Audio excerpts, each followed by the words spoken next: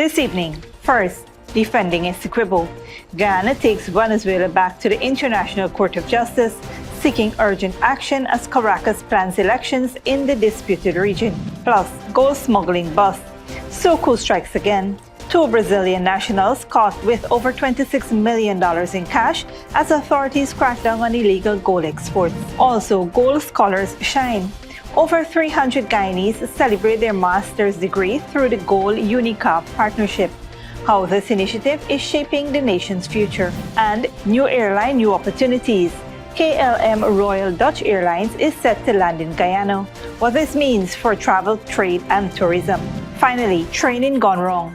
A live fire drill turns dangerous as South Korea fighter jets accidentally drop bombs outside a military range, leaving at least 15 injured. Stay tuned, these stories and more tonight on Headline News Update.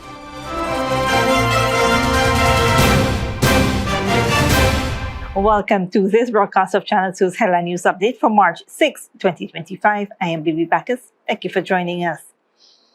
First up, the government of Guyana has formally requested the International Court of Justice to impose provisional measures against Venezuela following its announcement to hold elections in Guyana's Essequibo region. In its submission to the ICJ registry, Guyana contends that Venezuela's planned elections on May 25, 2025 and related pre-preparatory activities violate the court's December 1, 2023 order, which barred Venezuela from taking any actions that could alter the status of the disputed territory. The Essequibo region is internationally recognized as part of Guyana, and Guyanese authorities argue that any Venezuelan electoral activities there would infringe upon Guyana's sovereignty and territorial integrity. This marks the second time Guyana has sought provisional measures from the ICJ in its ongoing legal case concerning the 1899 arbitral award. The first request led to a unanimous ICJ ruling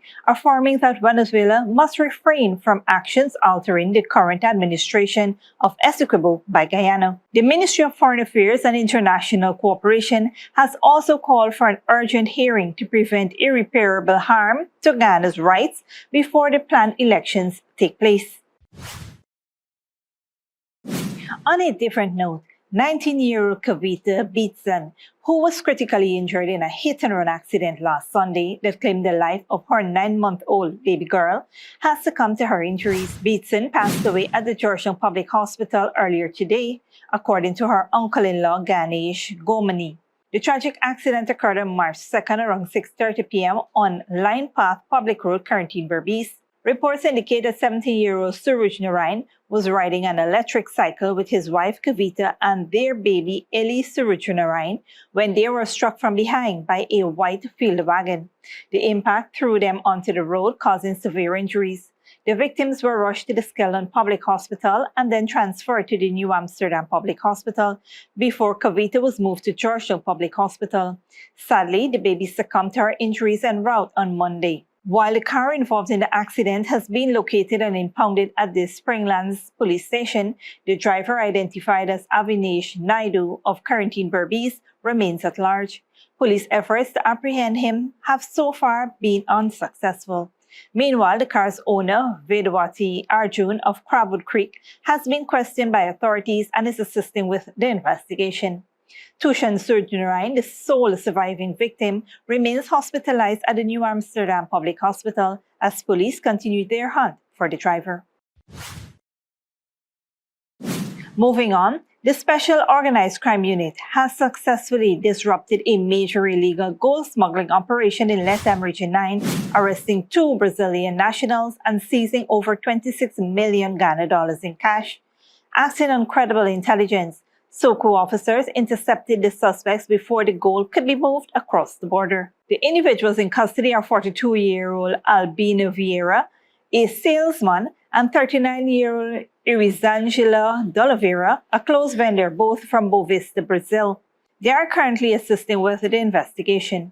According to Deputy Commissioner Faisal Karimbash, this operation highlights the government's commitment to combating transnational crimes and safeguarding Guyana's valuable resources. This latest crackdown follows a similar anti-smuggling operation in July of 2024 at the Ramada Princess Hotel, where 3 Chinese nationals were arrested and over $50 million in cash, money counting machines, and an illegal firearm were seized. In a report, the Guyana Police Force stated that the government remains firm in its effort to dismantle illegal gold smuggling networks, enforcing strict measures to hold offenders accountable and prevent economic losses. Investigations are ongoing as authorities pursue legal action against those involved. Stick around when we return. GOAL celebrates over 300 scholars earning master's degree through UNICEF, and women break barriers in the energy sector with new training program.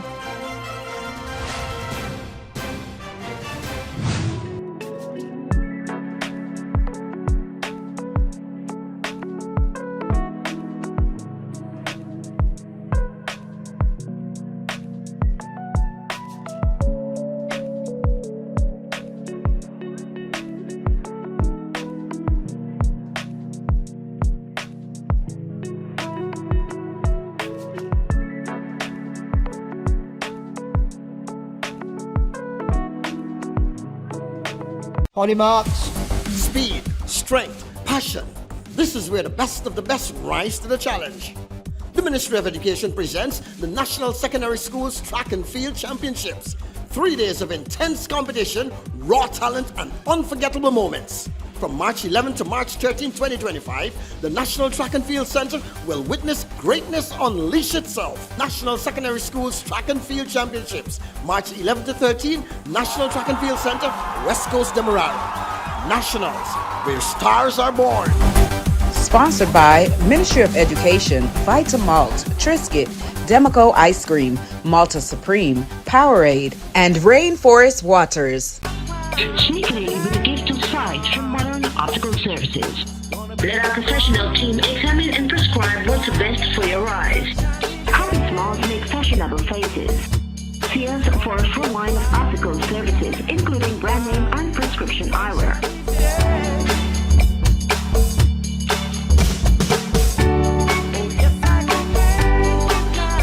Modern Optical Services, 316 Middle Street, Georgetown. Telephone 226-1082. Good girl forget things. What's the problem, Granny? I want money for borrow for doing surgery. I was dancing and I fall and fracture my hip. If you need some quick money, you should check Lender's Jewelry and Pawn Shop. Lender's Jewelry and Pawn Shop, Lot 238 South Road, Border, Georgetown. Get jewelry made to order in just 72 hours. We also accept vehicles. Lender's, best rates, longest payback period. Boys, I get through. Plus, I could dance again. Lender's Jewelry and Pawn Shop. Furnishing your home or office has never been easier. Here at Kissoon's, our inventory of locally made and imported furniture, offered at amazing prices, will leave you wanting more. From vinyl, floor rugs and carpets, bedroom, dining and living room sets, mattresses, pillows, office desk, chairs and filing cabinets, outdoor benches and tables. We have a piece of furniture for every room imaginable in your home or office. Check out our flagship store at Industrial Site Rijnveld or one of our branches in New Amsterdam, Port Morant, Riverton and Camp Street. Kissoon's Furniture, furnishing homes for over 50 years.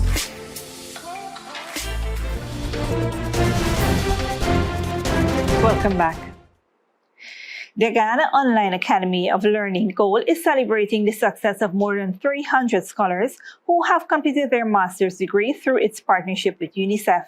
In 2025 alone, 271 GOAL scholars graduated from programs at Liverpool John Moores University, the University of East London, UNICAF University in Malawi, and UNICAF University in Zimbabwe. This builds on the 94 graduates from 2024, bringing the total to 365 postgraduate scholars under the GOAL-UNICAF collaboration.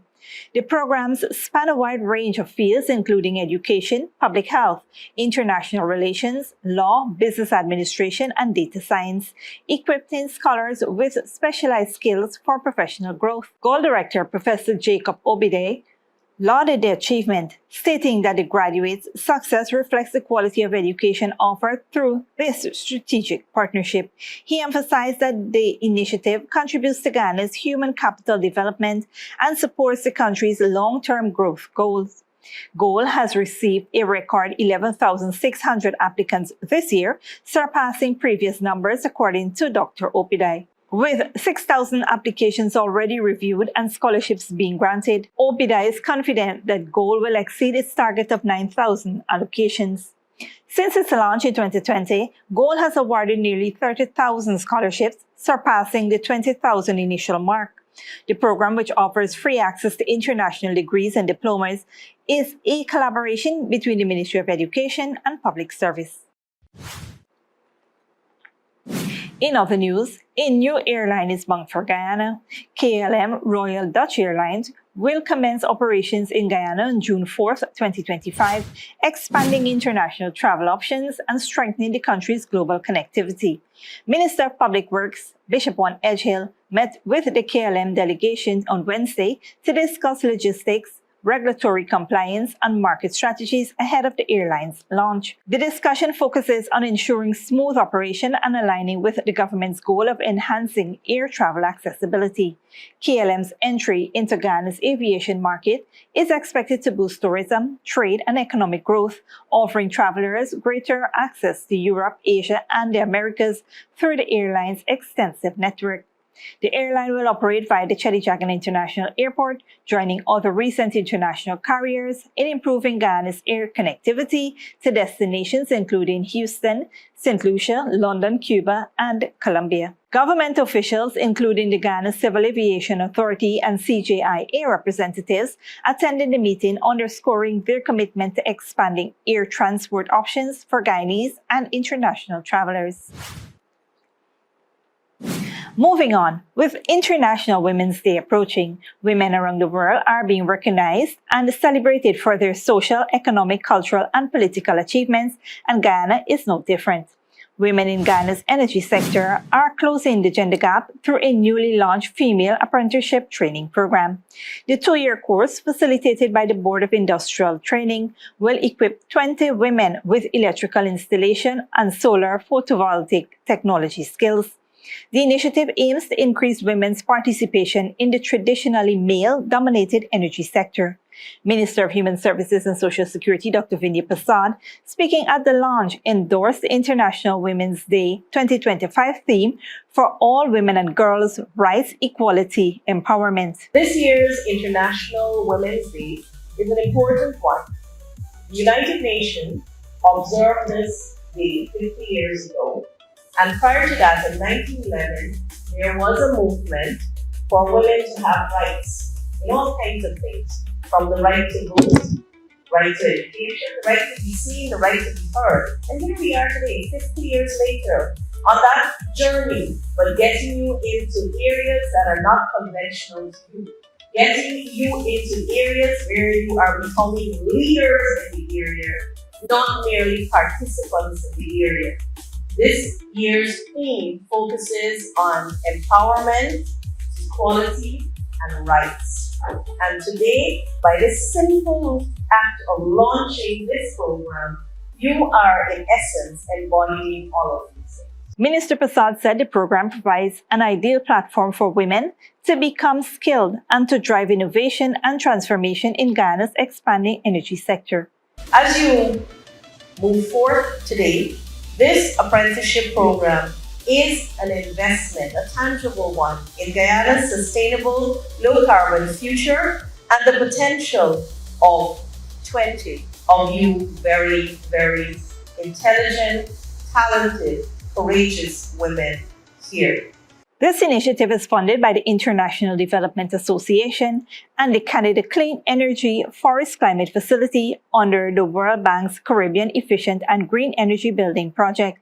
It is supervised by the Ghana Energy Agency and supported by the Ministry of Human Services and Social Security. BIT's CEO Richard Mon applauded the women for taking a step towards breaking barriers in the energy industry, stating, quote, "Every challenge you face is an opportunity to grow." End of quote. This initiative marks the first phase of a broader regional project benefiting Guyana, St. Lucia, and Grenada, fostering gender inclusivity and sustainable energy solutions. Don't go away after the break. European leaders confront shifting U.S. policy at Defense Summit, and Marcia Montano declared Road March champion.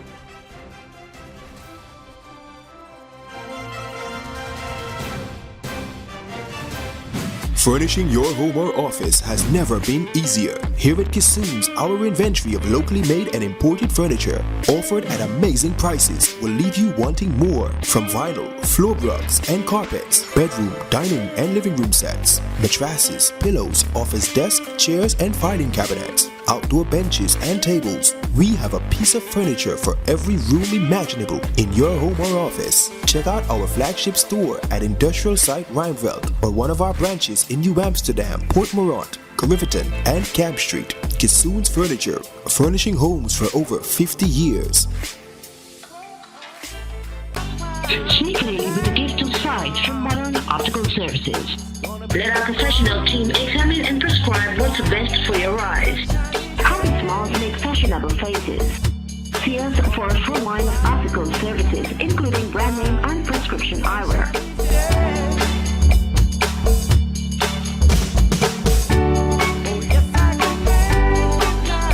Modern Optical Services, 316 Mill Street, Georgetown. Telephone 226-1082. Good girl forget things.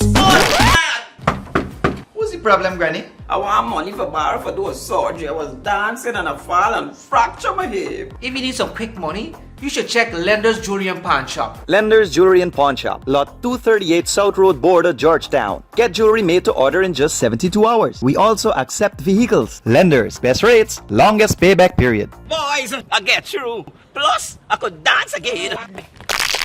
Lender's Jewelry and Pawn Shop.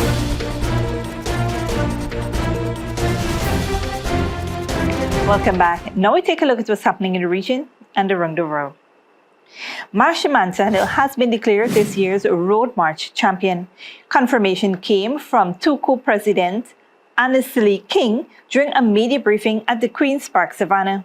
King said that Montano's party was played 267 times across the country. Coming in at second and third place was Ian Alvarez, better known as Bungie Garland. Alvarez' Carriet was played a total of 253 times, while Thousand, which came in third, was played 22 times. This is Montano's 11th Road March title. Meanwhile, in Central America, Panama's President Jose Raul Milano has called Donald Trump a liar in an angry response to the U.S. president's claim that he will take back the Panama Canal. Trump says Panama has violated the terms of a treaty and is allowing China and other countries to control the U.S.-built waterway. Al Jazeera's Lucia Newman reports. The Panama Canal is again at the center of rapidly deteriorating ties between the United States and one of its closest regional allies, following President Donald Trump's renewed promise to take back the interoceanic waterway. To further enhance our national security, my administration will be reclaiming the Panama Canal, and we've already started doing it. Panama's President Jose Raul Mulino responded harshly, calling Trump a liar. Again, President Trump is lying, he wrote. The Panama Canal is not in the process of being recovered. It is Panamanian and will remain Panamanian. This week, BlackRock, a U.S. multinational company, announced they'd struck a deal to buy 2 key ports in the Panama Canal that had been run by a Chinese company. Panama had hoped that this would counter President Trump's allegations that the Chinese Communist Party had strategic control of the world's second-largest waterway. Instead, the U.S. president is insisting more than ever that Panama has broken the terms of the Panama Canal Treaty, and therefore the U.S. has a right to take it back. China's foreign ministry spokesperson has responded with unusual speed, denying Trump's assertions and criticizing the U.S. for pressuring Panama. We oppose the abuse of coercion and pressure in international economic and trade relations. Elsewhere, Trump's most energetic threats to date to take back the Panama Canal have not gone unnoticed. In Chile, visiting German President Frank-Walter Steinmeier said that he did not share Trump's vision of a new world order, while Chile's president said he had called his Panamanian counterpart to convey solidarity and concern. Both leaders expressed their unwavering support for Ukraine and criticized the U.S. administration in no uncertain terms. Alluding to the U.S. president, Steinmeier warned against those who, quote, want to replace international law with the law of he who is the strongest. But President Trump seems willing to make good on his vow to take back the Panama Canal, no matter how unseemly it may be for much of the rest of the world. Lucia Newman, Al Jazeera, Santiago. We now turn our attention to Europe. French President Emmanuel Macron has warned that Russia poses a threat to both France and Europe. In a televised address, he urged European nations to increase defense spending and strengthen collective security. Al Jazeera's Natasha Butler reports. Since the disastrous Oval Office meeting between the Ukrainian President Volodymyr Zelensky and US President Donald Trump, it's been a dizzying few days for Europe's leaders, barely able to keep up with the pace of events as post-Cold War alliances are upturned. Trump's refusal until now to offer Kyiv and Europe security guarantees in the event of a Ukraine ceasefire has chilled a continent fearful of Russian aggression, but also propelled it into action. We must act united as Europeans and determined to protect ourselves. Europe wants to ramp up defence spending, arms production and military cooperation. There's talk of it being a defining moment for Europe, a wake-up call. Since World War II, the US has ensured Europe's security, helping to create NATO and deploying thousands of soldiers as a deterrent. If the US steps away, filling the gap won't be easy because Europe lacks weapons and coordination. If we put in European air power, we could probably clear the skies over Ukraine. That would be a significant benefit for Ukraine, but ultimately no. I mean, do we have what it takes to, at this point in time, deter Russia? I think the answer to that is clearly no. Outside Europe's parliament in Brussels, parts of the Berlin Wall that separated Soviet-controlled Eastern Europe from the West for nearly 3 decades. Fragments of a past that still cast a long shadow. There's a real sense of urgency in Europe as EU leaders prepare for an emergency summit on Ukraine. They'll be talking about bolstering aid to Kyiv, defence sovereignty for the continent, and Franco-British efforts to draw up a peace plan for Ukraine that would be palatable to Washington. We need to ensure that the US, the UK, Europe and Ukraine are working together, but we must not choose between the US and Europe. Britain and France say European troops could be deployed to Ukraine to keep a future peace, but not everyone's convinced. The problem with the peacekeeping force is it's not something for 3 years or 6 months. It could be 30 years. Nothing will happen without the agreement of the Russians and the US and without US support. The EU isn't only battling external hostilities. Hungary's pro-Moscow leader Viktor Orban opposes Ukrainian aid. For the EU to tackle its security emergency, it must ensure its plans are not derailed from within before it's too late. Natasha Butler, Al Jazeera, Brussels. Finally, at least 15 people have been injured after 2 South Korean fighter jets accidentally dropped their bombs outside a training range during live fire drills with US forces. Al Jazeera's Rob McBride reports. Surveillance camera footage obtained by a local broadcaster shows the moment the village was accidentally bombed. The South Korean Air Force says 2 of its fighter jets dropped 8 bombs outside the designated firing range, resulting in the damage and casualties. A number of bases and training areas are located in the mountainous Gyeonggi province near the demilitarized zone border with North Korea. They've provoked protests from local communities, unhappy about living in close proximity to live fire exercises. 첫째, 더 이상 I demand concrete measures be taken to prevent any recurrence of civilian casualties. Until adequate and acceptable safety measures are implemented, I call for an immediate suspension of all military training activities. This drill is linked to the annual Freedom Shield exercises between US and South Korean forces due to start next week. What we are doing right now is building our readiness, our capability, and our interoperability to ensure that we can defend the Republic of Korea against any threat. The drills come at a time of heightened tensions with North Korea, which says they're a prelude to war, and coincide with the arrival of the US aircraft carrier Carl Vinson in Korean waters, condemned by Kim Yo-jong, the influential sister of North Korea's leader, as part of a policy of confrontation by the US. There's also a growing uncertainty about Washington's position on its military presence on the peninsula. In his first term, President Donald Trump cancelled the joint drills and has demanded South Korea pays more for the soldiers based here. Asked about the future of these exercises, the Joint Military Command has responded, "Ask the White House." Rob McBride, Al Jazeera, Seoul. This brings us to the end of the regional and global news coverage. Up next is the 3-day weather forecast.